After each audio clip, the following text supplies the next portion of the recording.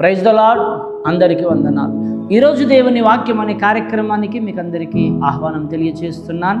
నేటి దినముల వాక్యముగా 1 యోహాను రాసిన పత్రిక 3వ అధ్యాయం 14వ వచనం, మనము సహోదరులను ప్రేమించుచున్నాము గనక మరణములో నుండి జీవములోనికి దాటి ఉన్నామని ఎరుగుదుము. ప్రేమ లేనివాడు మరణమందు నిలిచి ఉన్నాడు.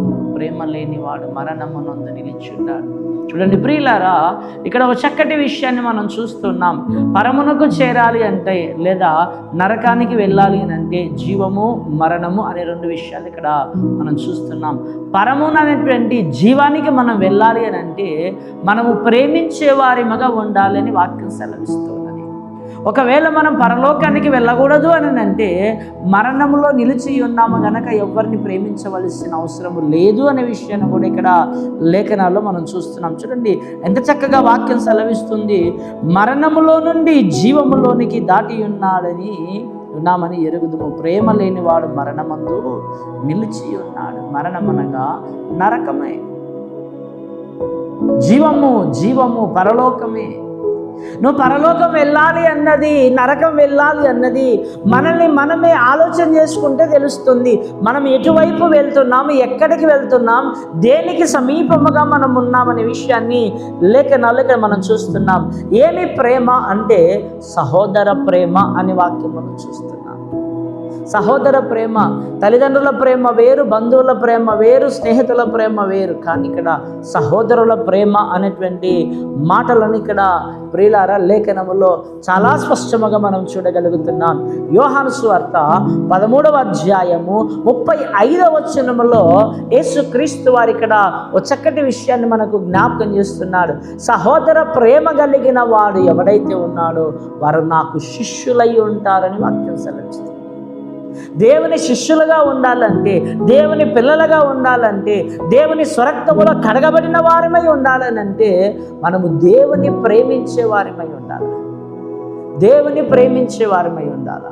దేవుని ప్రేమించే వారిమై ఉన్న మనము లోకములో జీవిస్తున్నాం, లోకములో బ్రతుకుతున్నాం, లోకములో చెల్లిస్తున్నాం గనక లోకములో కూడా దేవుని ప్రేమ కలిగి సహోదరులు మనం ప్రేమించాలి. సహోదరుని ప్రేమించని వాడు దేవుని ప్రేమను పొందలేడు, దేవుని ప్రేమించలేడు అని కూడా వాక్యం సెలవిస్తుంది. చూడండి ఎంత చక్కగా వాక్యం సెలవిస్తుంది. 1 యోహాను రాసినటువంటి పత్రిక 5వ అధ్యాయము 2వ వచనాన్ని చదువుకుందాం.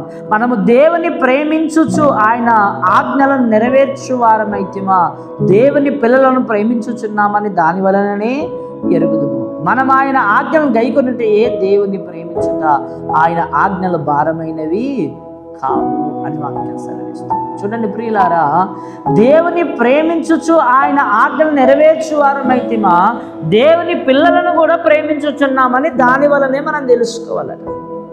దేవుని ఆజ్ఞ వేరు, దేవుని ప్రేమ వేరు, వేరువేరుగా లేవు. ఇవన్నీ ధర్మశాస్త్రము, పరిశుద్ధ గ్రంథం అంతా కూడా చాలా స్పష్టంగా తెలియజేస్తుంది. నిన్ను వలె నీ పొరుగువాన్ని ప్రేమించుమని వాక్యం సెలవిస్తుంది.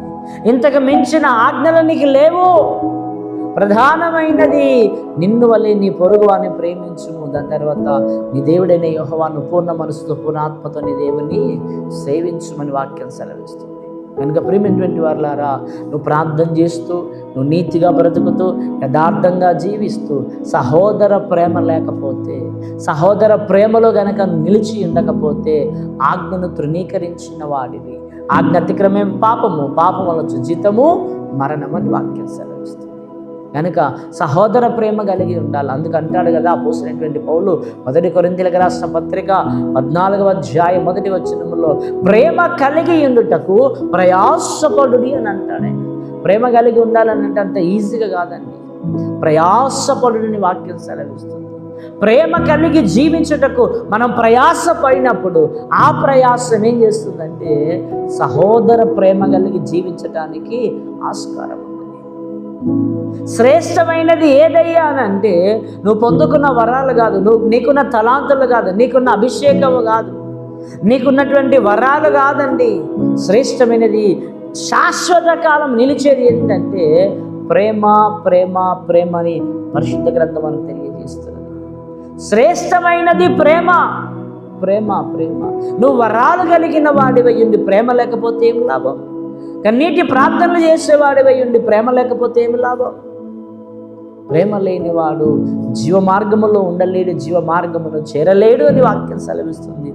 కనుక ప్రేమైనటువంటి వారులారా, మనం ఎవరమైనా సరే ఉన్నంత మటుకు మన కలిగిన దానిలో నీతిగా, భక్తిగా, యథార్థంగా జీవిస్తూ మనం ఏం చేయాలంటే మన చుట్టూ ఉన్న వారితో సహోదర ప్రేమ కలిగి జీవించుదాం. ఆ సహోదర ప్రేమలో మనలోన క్రీస్తును చూపిద్దాం. ఆ క్రీస్తు మార్గములోనికి అనేకులను నడిపిద్దాం. అతి ధన్యత, భాగ్యం, యోగ్యత దేవుడు మనకు అనుగ్రహించునుగాక. ఆమేన్. ప్రార్థన చేసుకుందాం. పరిశుద్ధులని వందనాలు, స్తోత్రాలు. ఇది మాటలు నాలో మాలో మా అందరిలో ఫలింపచేయమని యేసు నామమున వేడుకుంటున్నాం.